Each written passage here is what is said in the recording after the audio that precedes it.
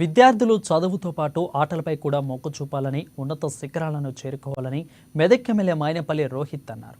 ఇక రామాయంపేట మండల కేంద్రంలో ప్రభుత్వ జూనియర్ కళాశాల మైదానంలో ఏర్పాటు చేసిన మండల స్థాయి క్రీడా పోటీల ప్రారంభోత్సవానికి ఎమ్మెల్యే మైనేపల్లి రోహిత్ ముఖ్య అతిథిగా హాజరై జ్యోతి ప్రజ్వలన చేసి ప్రారంభించారు. మెదక్ ఎమ్మెల్యే టాస్ వేసి పోటీలను ప్రారంభించారు.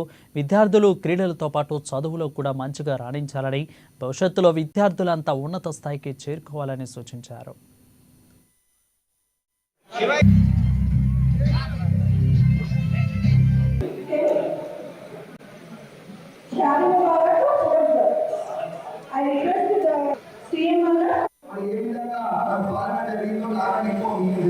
అన్ని కూడా మాటలు కొబ్బరికాయలు తప్పని ఏమి లేదు.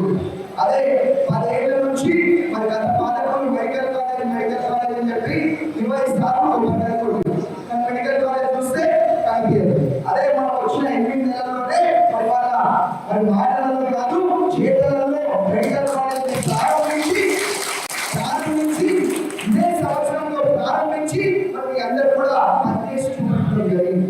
ఇదే కాదు మన రామాయంపేట మండలి కానీ మన మెదక్ నియోజకవర్గం కానీ బ్రహ్మాండంగా అభివృద్ధిలో సేవా కార్యక్రమాల్లో ముందుకు తీసుకుపోయే బాధ్యత కూడా మరి నేను తీసుకుంటానని చెప్పి మనకి అందరూ కూడా తెలియజేసుకుంటా ఉన్నాం.